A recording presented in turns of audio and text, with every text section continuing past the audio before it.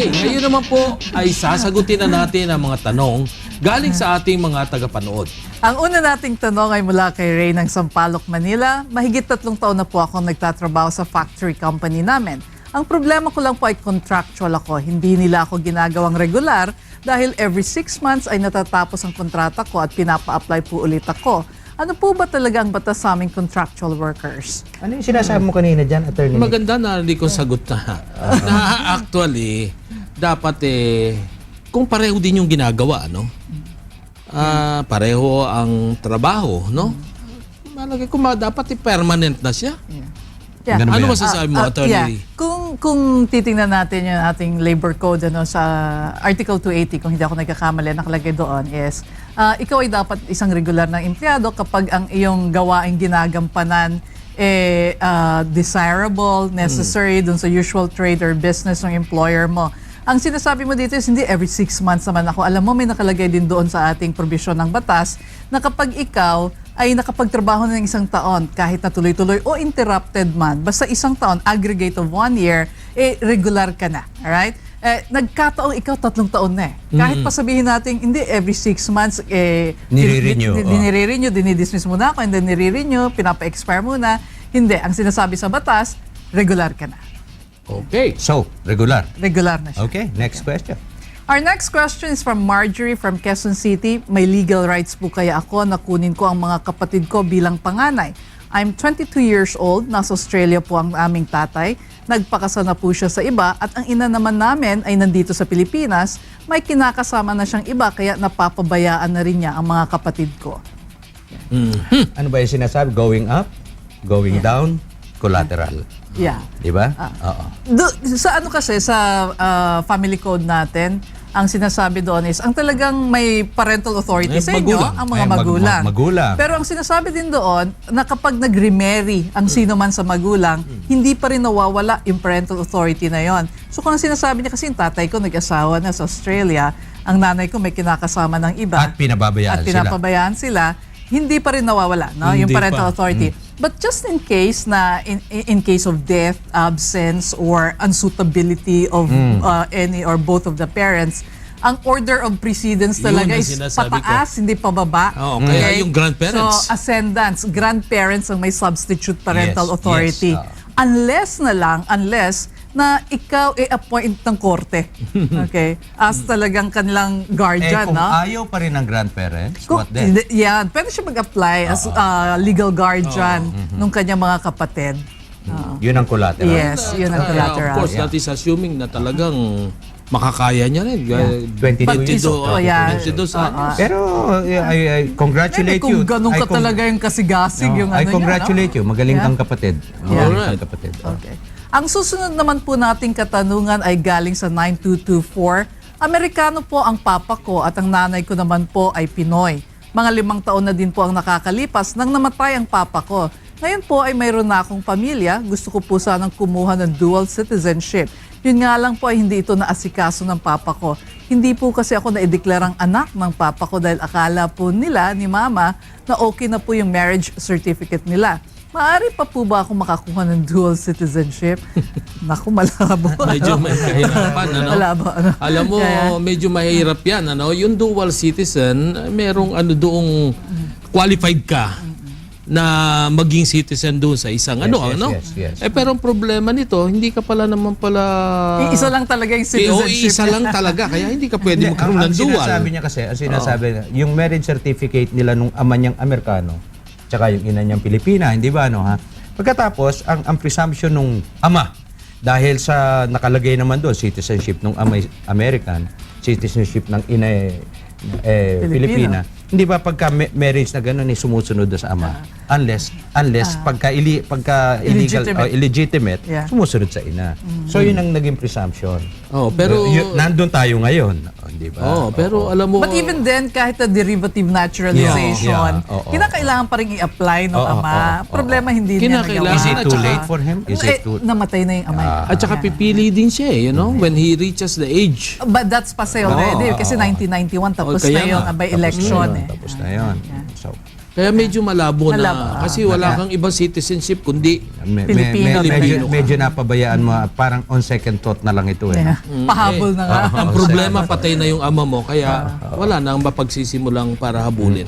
Yes, Okay, yes, yes. next question. Ang susunod nating tanong ay mula sa 1441. Isa po akong OFW dito sa Saudi Arabia. Tanong ko lang po kung tama ang ginawa ng amo ko na pagkuha ng passport ko. Ibibigay lang daw po iyon sa akin kapag natapos ko na ang kontrata ko sa kanila dahil naninigurado lang daw po sila. Pwede na po ba akong magkaroon ng 2 passport? Bakit dalawang passport Kung sa dalawang passport. kukuha ka ulit, i-declare mo lost? Hindi ko maintindihan. Bagamat bawal yun, no? Na kunin yung passport mo, pero hindi ka pa rin pwede Yes. na kumuha ng panibagong passport. That's correct. Because that'll be falsification of public document dahil gagawa ka affidavit na nawala mo yun, ano? Harapin mo na lang yung pagkakakuha ng passport mo. Or ang pinakamaganda siguro, pumunta siya doon sa labor attaché, Yes. kung Sabihin. nasa ang konsulado siya sa Saudi Arabia, and then sabihin niya yung sitwasyon niya. Pero alam mo, karamihan dito natatakot dahil sa siyempre employer nila Employment yun. nga yung ano. Lalo kang mababaon, kapatid, pag ginawa mo yun. Kung wala namang masamang iniisip sa iyo, palagay ko wala namang problema. Yeah, of course. At alam nyo, marami pa po tayong mga katanungang sasagutin sa aming pagbabalik. Huwag kayo alis.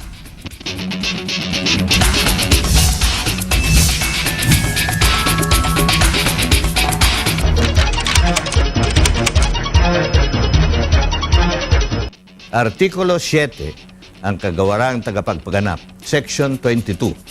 Dapat magharap ang Pangulo sa Kongreso sa loob ng 30 araw mula sa pagbubukas ng bawat regular na sesyon bilang batayan ng panukalang batas sa pagkalahatang laang gugulin ng budget ng mga gugulin at mga mapagkukunan ng mga pananalapi kasama ang mga tinanggap mula sa kasalukuyan at panukulang mga batas sa revenue. Section 23, dapat magtalumpati ang Pangulo sa Kongreso sa pagbubukas ng regular na sesyon nito. Maaring humarap din siya rito kahit sa anumang pagkakataon. Katungkulan ng Presidente ang magsumiti ng laang gugulin o budget ng pambansang gobyerno na magiging batayan sa paggawa ng Kongreso ng panukalang batas sa pangkalahatang laang gugulin o national budget.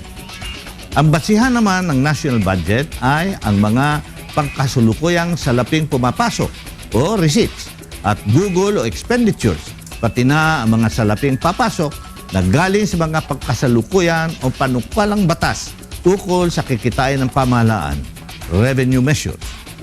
Kasama sa basihan ng national budget ang ibang mapagkukunan ng pananalapi. Sa mga katuwid, ang pagtustos ng salapi para sa national budget maaring manggaling hindi lamang sa revenue measures ng Kongreso. Maaring manggaling ito sa pautang sa gobyerno. Ang Presidente ay may tungkulin din na magtalumpati sa harap ng Kongreso tuwing pagbubukas ng regular session nito. Ito ang tinatawag natin na State of the Nation's Address ng ating Presidente. Yan po ang ating Constitution 101 sa hapon na ito. Magbabalik po kami sa susunod na Huwebes. Maraming salamat po.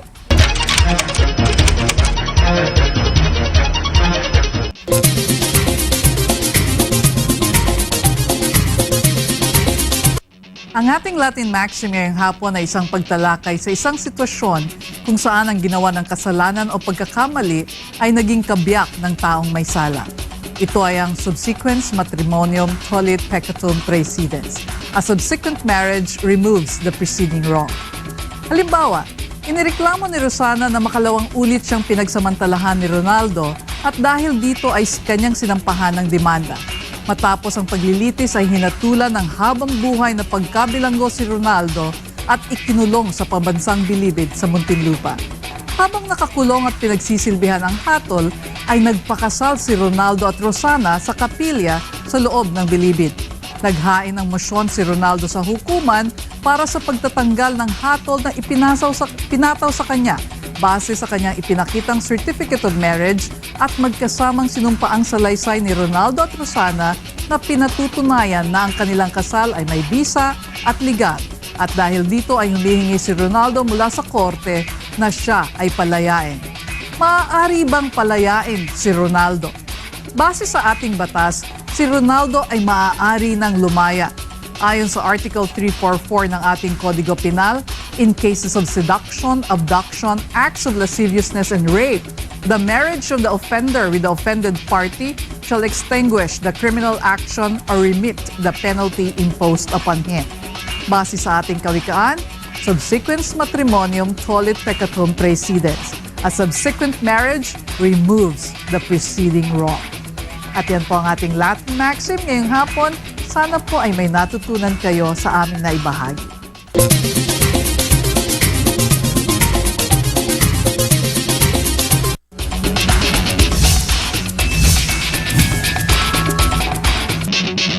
Nagbabalik po ang low profile. Oh, ngayon ay dumako na tayo sa ating editorial. PDAF pa rin no? PDAF. Oo, wala kang Sige magagawa. Sige nga, oo. Wala kang magagawa. Kaya, Sa araw-araw, yan ang headline. Nang hindi na, malimutan ng tao. Kaya ang ating topic ngayon, naniniwala ka ba na makakaapekto sa madaling paglutas sa PDAP scam ang listahan ng mga umano'y sangkot dito? Abay, naku naman, yung mga listahan na yun, okay lang sa akin, naglabasan yung mga listahan na yan eh. Pero, ang nagiging problema ko dyan sa mga listahan na yan, no? Gaya nung listahan ni Senator Lacson, ang nagbigay si Jimmy Napoles. No? Unsigned. O unsigned. No? Ang nagbigay si Jimmy Napoles. Bakit binibigyan the same credence as the sworn affidavit, signed and sworn affidavit submitted by Janet Lim Napoles, no? sa DOJ. Tsaka yung kay Sandra Cam. Wala rin eh. Wala rin pirma. Bakit pare-pareho? At yung pang mga unsigned ang nagsasabing mag-ingat kayo, alam ko kung anong totoo at ano. Yun ang hindi ko maintindihan. Hanggang ngayon, for the life of me, no? Paano ang gagawin natin dyan? Why are we giving the same importance to the unsigned statements kesa doon sa signed and sworn? Alam mo, yung dyan sa nakikita ko, dapat ang DOJ umaksyon lang doon sa dapat, yung nasa lugar. This is my question. Oh, sige. Attorney. Yang sinabit ni Senator Lacson, pagka it's proven to be false, sino didemanda mo for falsification? Sino? No, kaya nga sinasabi ko, Sino? wala. Wala. Yung kay Sandra Cam, pagka Wala. it turns out to be false, lahat yung mali. Sino ididemanda mo? Sila, rumor mongers. But that's a very minor thing. That is a very Pero alam mo, minor sinasabi ko lang, rumor monger, eh. hindi tayo Di ba? dapat magpagulo, no? Hindi tayo dapat magpagulo dahil alam naman natin walang pirma yan. At saka at best, mga raw informations yan. Subject to validation pa, ngayon, iimbestigahan. ang tanong, makakaantala ba ito? Madidelay ba itong PDAP scam investigation dahil dyan sa mga... Ay, sa akin, hindi dapat. Hindi dapat lalo-lalo na. Hindi dapat eh. Yung nangyayari nga, yung mangyayari. Oo. Hindi. Tayong lahat yung sinasabi natin hindi dapat eh. Pero dahil sa nangyayaring yan, maaantala ba? Ako. Sige, ikaw muna. Dahil doon sa listahan, dalawang listahan kasi, no? Tatlo. And dalawa na yung sinubmit ng ni Napoles. and binigay na ng DOJ kay Senator TG. At medyo marami yung nakasama doon. So kung titingnan natin kung lahat itong maraming nakasama doon, talagang umandar ng proseso. Yung isa magpa-file ng isang motion, yung isa magpa-file ng isang motion, yung isa magpa-file ng isang motion. Daan yan. So kung pag-uusapan natin, termino hanggang 2016. Yung kayang papalit sa 2016, ganun din yung atensyon at pagpapahalaga na ibibigay niya dito sa issue ng PDAP scam, no? So kung mangyayari yon, dahil sa dami na nakasulat doon, ang haba nun, kaya mo i-translate sa haba eh. Yun dami. Will the next Secretary of Justice be as or the next Chief Executive, no? The next Chief Executive. Alam mo, kitang-kita naman natin kung ano yung ginagawa nila eh. Kaya palagay ko, ang lahat na meron na kaagad, ebidensya, maliban doon sa pagkakasulat ka sa listahan, yan ang pinag-usapan dapat natin i-file na last week. kaagad. Basta may ebidensya, file. File. Hindi naman conspiracy ito eh. Oo. Iba-iba yan eh. Iba-iba. You know, bakit kailangan tapusin muna lahat, di ba? Yun ang Iba-iba yan eh. sinasabi ko. Dapat i-file na kagad. Yun na nga eh. Ilan ang aakyat sa ombudsman? Lahat yan aakyatan mo sa ombudsman, di ba? Di bali, una-una na sila. Yun na nga. Gaya ng tatlo, mauuna yung tatlo. Mauna na Okay. yung tatlo. So pag nauna yung tatlo, marami ding ipa-file naman yan ng mga Let them. interlocutory motions. Pero at least nakafile na silang tatlo. Yes. At kung Di ba? nakafile na, iba Yeah. ibig sabihin Pero nun, sinasabi- plunder yun. Ang sinasabi nga natin is, makakapagpadali ba ito? Mukhang hindi Hindi. kung ang tanong natin, Hindi. makakapagpadali ba Hindi. itong listahan na ito sa pag-resolve ng PDAF? Mukhang hindi, no? Ang Mukhang problema hindi. ay sinabit sa Senado, magkakaroon ng ano ba yung sinasabi? Oo. Ang mag-iimbestiga sa mga nasa sangkot sa PDAF scam, yung mismong nakalagay doon sa PDAF. Yung iba involved yun. Oh, exactly. Ay, naku, Exactly. paano na yan? Kaya talaga medyo may kahirapan. Pero alam mo, maganda nangyayari dito. Alam na ng tao na totoong merong iskandalong ganyan at kung sino ang mga involved. Sa akin, malaking bagay na yun. Kahit na ano pa gawin yung pag-delay dyan. Pero alam na ng tao kung ano totoo. Kaya, Meron lang akong Agam-agam. Doon kung titingnan natin, yung mga nauna ng pangalan ng lumabas and then yung mga kasalukuyan pa rin lumalabas na galing sa listahan. And even doon sa ni Ben-Hur, no, na listahan din niya. Yung kanyang yung kanyang DG something, DG yeah. list niya. Makikita natin to talagang galing sa mga malalaking pamilyang politiko. And then biglang lumabas din yung declaration ni Presidente na hindi ko prioridad yung political dynasty. So, ang ibig sabihin nito, nandito na yung mga pangalan ng talagang mga taong ang dynasty pagdating sa politika is talagang established na, no? Talagang nakabaon na ng malalim yan, inugatan na yan. And then, here's the declaration coming from the President na, hindi, wala muna. Wag natin gawing prioridad yan. Parang gusto mo man silang maalis doon sa pwesto. Gusto mo man hindi na mapagbigyan ulit yung mga taong, alam mong, konektado sa kanila. Medyo walang wala kang pagkukunan ng paraan. No? Kaya, bakit pa? No? Bakit? ang hindi ko maintindihan hanggang ngayon, kung bakit, no? Basta may sinabi, naniniwala tayo, we take it as gospel truth. We take it as gospel truth. Sus Maria Josep, na hindi man lang pirmado Hindi pirmado. Basta ibinigay nung asawa kay Senator Lacson. At yan ang totoo. Ano ba naman? Mag-isip naman tayo ng konti. Yung kay Sandra Cam, although I respect Sandra Cam also, pero hindi ka pirmado Bakit? Samantalang itong kay Napoles, kahit na pirmado yan, kailangan tama yung ginagawa ni Secretary De Lima na yan. i-verify mo. I-verify mo. Pagka na-verify na totoo yung mga accurate yan, then file the case. Pero hindi ngayon nilagay sa affidavit totoo na yon. Wala. Hindi ganun yon. Statement lang yun. Hearsay pa nga Statement yun. Kaya dapat mapatunayan. Dapat masuportahan ng ebidensya. Pasensya na kayo kung tumataas ang boses ko. Go ahead. Pero kung iisipin natin, ang tatanungin natin is, makakapagpadali ba to? Makakapagpatagal ba to? Well, obviously, makakapagpatagal itong listahan na to. Definitely. No? I think, sige, tama yun, no? Kung mayroong isa, File file agad. agad. May sumunod, file agad. There is no conspiracy. Kahit naabutin tayo ng ilang taon Pinag-uusapan pa. natin kanina what we learned in evidence, di ba? If the law is on your side, pound on the law. If the facts are on your side, pound on the facts. If neither the law nor the facts are on your side, in other words, they are not on your side, pound on the table. Guluhin mo na lang. That is exactly what's happening now. That is what is happening. Kitang-kita naman natin nangyayari na ngayon yan. Alright. Kaya siguro masasabi ko lang, pag may napatunayan, file na kagad. Yes. Basta't may ebidensya, file kagad.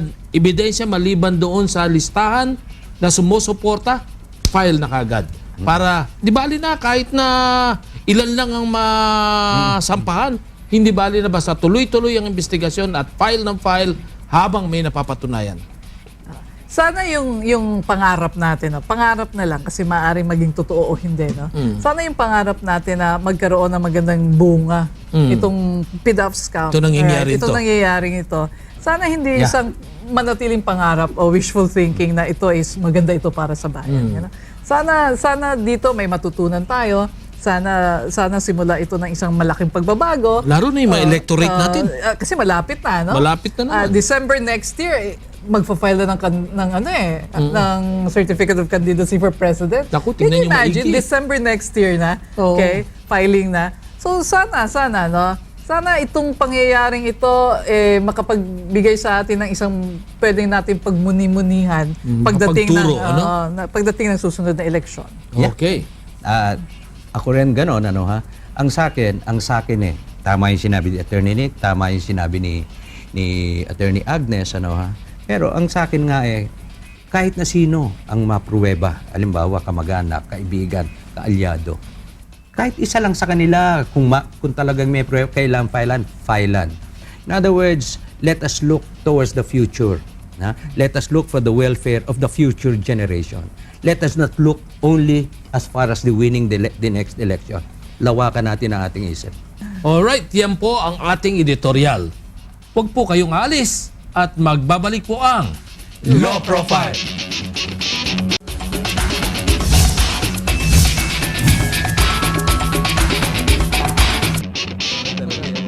Nagbabalik po ang Law Profile. Oh well, natapos na naman po ang ating oras. Pero bago tayo magtapos ay bumati muna tayo. Okay. Ako na muna. Sige. Dahil may nag-iintay talaga ng bati ko. Yung aking tatlong apo. Si Nicole, si Selena, at si Ivan. Hey guys, nabati ko na kayo. Okay. Go. Ako, binabati ko yung pinaka-paborito kong pinsan. Si Jojo Huerta, birthday niya sa May 31. Happy birthday, Insan. At binabati ko rin isang katrabaho kaibigan, si Jojo Sempio. Happy birthday, Jo. Ako naman, ang aking anak na si si Ronald, birthday niya sa Sabado, May 31. At anibersaryo nila noong May 23. So, happy birthday sa Sabado. Happy anniversary ng 23. Pero ang pinaka-importante sa akin sa Martes, June 3. Birthday ng pinakamamahal kong asawang si Gigi. Love you, Mama. Happy birthday. Yun ang hindi Pinakamamahal mo mong pwedeng asawa. kalimutan Hindi pwede kalimutan yun. Kaya sa huli niya nilagay. Siyempre. Susunod na po ang Ito ang Balita. Kaya ang kaalaman sa batas ay ating pagyamanin. Huwag tayong maging mangmang sa mga legal na usapin. Sapagkat dito natin mapapangalagaan ang mga karapatang bigay sa atin ng lumalang. Dito lang mga kasambahay sa Law Profile.